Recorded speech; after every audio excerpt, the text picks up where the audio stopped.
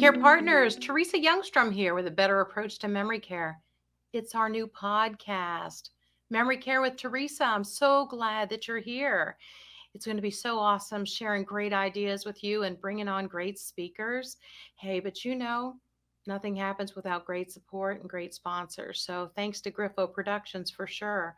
But our sponsor today is the law practice of Dennis and Keller. And many of you are familiar with them if you're in the Cincinnati, Northern Kentucky area.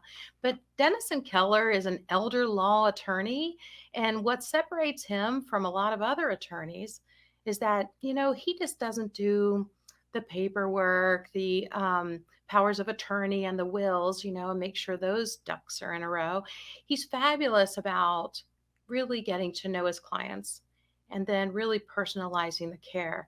I mean, how many attorneys have a nurse in their office that will go out and see the clients? How many have social workers in their office, right, that can handle the social worker needs of the client?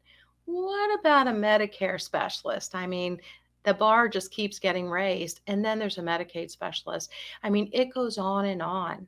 Dennison's office, it just has grown over the years to a point where they just provide great services all over the city into Northern Kentucky now. And so the law practice of Dennis and Keller, there we go. He is awesome. And the focus really is on elder law. So thank you, Dennison, for sponsoring me. He will be a guest on our show at some point. So I just want to welcome you again here to this podcast. And, I am a dementia specialist. I've been a nurse a very long time. And the reason I feel the need to come and share with you is because even as a seasoned registered nurse, I've had the privilege of working in lots of different areas. I mean, I've been in that ER full-time nights, seeing the craziness. I've been in that labor and delivery room catching babies and just bringing new life into this world. I've run the floors, doing agency in all the hospitals around Cincinnati for a dozen years, and then the home care. And then my mom got sick. I would have told you I understood dementia. I mean, in that course of action, I ran a memory care and assisted living. So I really thought I had a great grip on dementia, memory care, behaviors, what to do, how to respond. You just be nice to them, right? Oh boy, was I wrong. You know what? As a seasoned nurse, when my mom got sick with dementia, one day I didn't respond the way she wanted. And let me tell you, I obviously pushed a button or two and she kicked me out of the blankety blank house. Now, wait a minute. I was supposed to know how to do dementia. I had lots of experience. And wow, not only did I cry because that wasn't the relationship I wanted to have with my mom, who needed help at the time, but it made me hit the ground running to how I'm going to figure this out and learn more about this disease and how huge it is. I mean, there are more than 120 diagnoses that can have dementia as a symptom. I mean, it's really complicated. But guess what? It's also not a pancreatic cancer that'll take you in 3 months. So we have to plan because this is a journey with these people. It's a journey that can take 5, how about 10, how about 15, 20? I've even known someone with vascular dementia to continue to live 30 years. Wait, what? Okay, so we better have a good game plan if we're going to care for someone through this disease, through this chronic decline in their brain that brings on a variety of symptoms depending on the type of brain failure they have and type of person they were and all their other medical comorbidities. So there was my mom's situation. And I get kicked out of the house. I was supposed to be the nurse who knew what to do. Guess not. Well, you'll hear a lot of my mistakes during this podcast because that's how we learn, isn't it? The hard way. School of hard knocks some days. And, when you've been a nurse almost 40 years, well, there have been a lot of hard knocks, but you just learn to survive and you learn how to, if you can learn from your mistakes and move forward, what a great thing. So I went and got more training. I had been researching online. I was training a lot of caregivers at that home care company. And I mean, there were times when there were 200 caregivers on the roster, and they had my cell number because I wanted them to call me with questions. And but it's a whole different thing, guys, when it strikes your own family. Boy, when it's personal, it's a whole different thing to care for this person. You can teach about it, but I don't think you really grasp it all until it happens to you. So again, I was looking online for ways to learn about this. I took that CDP course, I was looking for more. I really needed more. Why did she do what she does? Why is she doing that? Why does she get so aggravated so quickly when nobody's being mean to her, but the reactions were huge? And she doesn't seem to be aware that she has brain failure, right? And so there was a lady that I found named Teepa Snow online. Teepa's a little older than me. She is an occupational therapist by training, master's prepared now, I'll tell you. She's amazing. And I was watching her YouTube videos and going, hmm, wow. And I was taking her techniques back to my mom's bedside into her wheelchair. And it got me back in the house, I can tell you that. Um, and I started to mend the relationship with my mom again. So she didn't see me as the person just telling her what to do or trying to remind her of things, right? We started to develop a relationship where I started to have better understanding of why she did what she did. And therefore, I could be a lot more helpful in the circumstance. And so I actually left a big job, went to North Carolina to study with Teepa's group and learned a whole lot. And so I'm what's called a PAC certified, independent certified trainer. And but I came home and was really led, it was a calling to start my own company, a better approach to memory care. Because here's the deal. If someone with as much medical experience as I had, I mean, I'd run a dementia and memory care. I mean, I ran the assisted living and dementia unit. If I had this much experience and I still got thrown out of the house, I know there are a lot of you struggling and suffering. And honestly, when I talk to people every week, I find more people are like, gosh, how come we didn't know this? How come we didn't know this? How come no one told us about this? And so, guys, we're going to do this. We're going to start teaching everybody in the world who wants to know about better memory care and how to join your loved one on the journey. And their journey will be different than my mom's. Guess what? Teepa says if you met one person with dementia, guess what? You've met one person with dementia. What does that mean? Well, they're all different. Like, I mean, we're all different, right? I mean, each of us are different. Our personalities are different. Our cultures might be different. Our languages might be different. Our hair color might be different. Our sizes and our shapes and our education levels, our careers, things we like and dislike are different. Well, then brain failure strikes. Well, they're still their individual person and have their own identity and their own likes and dislikes. And what I found out there in healthcare is that we try to put these people in a box and we try and do this with them to them. And when they don't respond appropriately, we react. And frequently the medication starts then. And we start medicating these people because they're not acting the way we want them to act. But what I didn't see when I worked in that industry was that I didn't feel like we took the time to figure out exactly what was going on with that person. I mean, why were they acting out? Why? Why were they hollering? Why were they cussing? Why were they throwing things, gritting their teeth, making fists? Why did the fist come up when that caregiver came in the room? There was a lot more to be learned here, and a lot more. What I learned from Teepa is that it really is all about relationship. Can you have a relationship with that person where I'm not coming in to do to you, coming in to do with you, though? I'm going to join you on the journey. When I train up caregivers, I tell them, it's important to be organized. It's important to have a list of what the goal is, of what we want to get done today, right? Otherwise, we don't tend to be very effective or very productive. But we're talking about an individual that has brain failure that's going to look different from the last person you took care of with brain failure.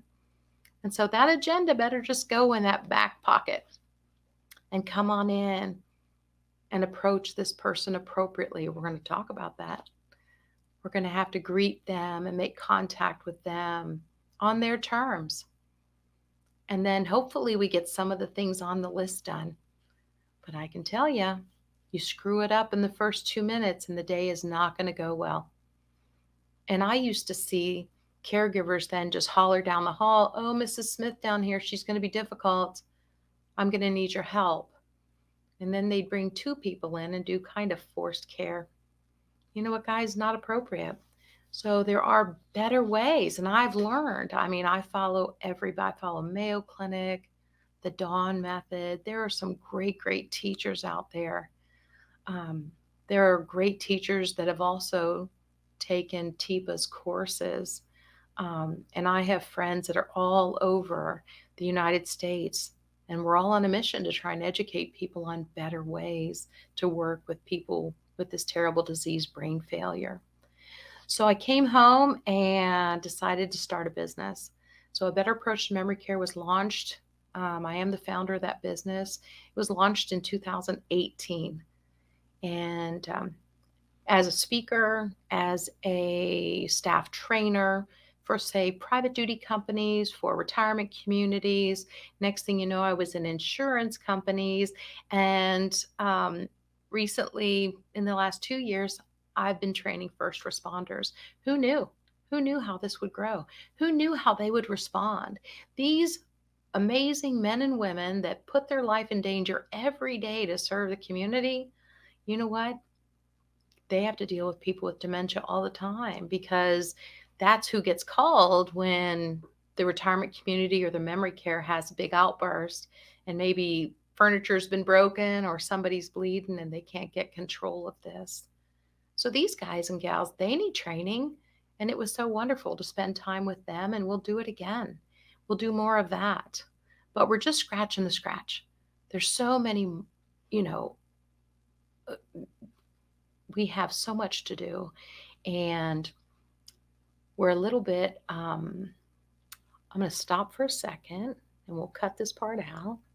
Just a little brain moment there. But what we need to remember is that it is an uphill battle, because unfortunately, the general population, what they believe is that, well, these people just get mean and you put them somewhere. And why do I think that? Well, I've been told that, but I was actually told that, guys. I was being interviewed on a large radio station here in town, and a gentleman was so awesome. And he said that to me. He said, "So I guess they just all get mean, and then you put them somewhere." And I had to take a breath. Couldn't be furthest from the truth in my mind. And I very gently said, I just can't agree. I just can't agree. So much of it are mistakes we've made. Statistically speaking, 70% of the behaviors we see, they're typically the fault of those around the person. And we just don't understand how we've upset them, how we've assaulted them, how we have caused them pain, fear, anxiety. Because for me, when they're using inappropriate language or being aggressive, we have really got to be a detective and not a judge at that time. But like I said, it's going to be an uphill battle, because so many people in the population, well, some are looking for the easy way out. Some people just want, don't you have a pill to take care of this? Or don't you have a pill that'll stop this? And we really don't. We're kind of behind on medication for different diagnoses that give us those symptoms of dementia. We're really behind. There are a couple of medications out there that, the way it was explained to me, and it might be easy for you to understand, is that, well, they may help the brain cells physically or chemically talk to each other a little bit better, but it's temporary and it doesn't stop the rate at which brain cells are being killed by whatever disease is taking them. So we can try those medications, but they frequently do have side effects, maybe constipation, diarrhea, crazy things like that. That's nurse talk. Sorry if that was too much. But this old nurse, it's in my wheelhouse for sure. But so we can try those things, but we try them one at a time and see if we get good results or negative results. But I'm just here to tell you that the medications, we throw antipsychotics at these people. And next thing you know, they've got a list of 8, 10, 12 things they're taking. And I can't imagine what their brain is what they feel like on the inside. But over the years, we've learned so much. We're going to really get busy. Teepa was someone who introduced at one of her conventions. She actually had people there talking that already had a diagnosis, like people that already had been diagnosed with Alzheimer's. They were the speakers. Somebody who had Lewy body. She's been a speaker. What? She can tell us how it feels to have what she has. Now, her short term may still be damaged, and she might have to have notes up there, and she's good in the moment. But guess what? We have so much to learn. And yet frequently we get a diagnosis, we write them off or we start doing everything for them. Well, it's got to have to stop. These people have a lot of life left to live if we'll join them on the journey. And we are here to get that done. And you guys need to meet some of my friends. So it won't just be me teaching. Hey, when you show up, we might be teaching on a topic that you're interested in or that you've requested. But you're also going to meet some of my great friends. Dennison Keller, he'll be on here. Excellent elder law attorney. We need to meet with pharmacists who are realizing that we need to get rid of medications, not keep piling them on. What a great concept. What a neat movement that we're at, great direction to head in. We've got private duty companies and what they're doing to come alongside and serve your loved one. Maybe it's the retirement communities themselves. Did you know there are companies that can help you find mom's next home? And they can look at the finances. They can look at what they can afford, what they can't afford, whether they need a place that'll have Medicaid. There are companies like that out there. Friends of mine, you need to meet them and we'll bring them on so you can learn to look for these resources in your neck of the woods, whatever part of the United States where you live or up into Canada. We want you to have resources. There are social workers available, maybe at your local senior center, council on aging. Great resources, guys. Professionals that you need to meet, physicians. We're going to bring some doctors on and talk to them about what they're doing to serve this community too, because we're creating a tidal wave and we really want to serve these people better. And it's a good idea because guess what? You and I are both at risk for getting this. I know it runs in my family for sure. Maybe it doesn't run in yours, but they're saying if you do the research, and I'm forever reading and listening to things about memory loss and dementia, but currently the going belief is that your chances of, that in the United States, by the time we're age 65, 25% of the population is showing symptoms of one of the dementias. Okay. And by the time you're 85, 50%. So, yep, there's 50% that you won't get it either. But that doesn't mean maybe you'll be serving someone in your home that's going to need you to understand how to care for them. Because statistically speaking, the caregiver has a greater rate, and like 65% of the time, the primary caregiver might lose their life before the patient. Why? Why? How would that happen? Well, because it's so hard. And they frequently are just winging it. They haven't been to a support group. They haven't been to any, the Alzheimer's Association or any groups that have tried to help train them up in how to care for this person. And so they ask yes, no questions. They say, maybe we should get some help. The person with dementia is like, over my dead body. And this person doesn't know that there are better techniques to bring in help that we can help them with. And so they say that they pull in from their social activities. They stop going to their place of worship, their things they enjoy. They maybe can't even work their job anymore. They retire early. And they can't even get this person to leave the home anymore. So getting groceries can get challenging. And, next thing you know, they're ordering pizza and just losing their health. So it happens, and it's very stressful, very, very stressful to care for one person one-on-one. Because usually the filter's out for the person closest to them, and they might be the most difficult with that person. Yet a new person comes in and they're quite cordial. That's just things that happen in the brain, things I'm going to share with you, why they do what they do. It's such a focus of mine. Why they do what they do. Can we be a good detective? Do you have the tools in your tool belt to care for that person? Or do you need some more tools? We might need to talk, get some more tools, because there are right and wrong ways to do so many things. And so we'll talk about lots of situations, talk about lots of mistakes that I've made over the years.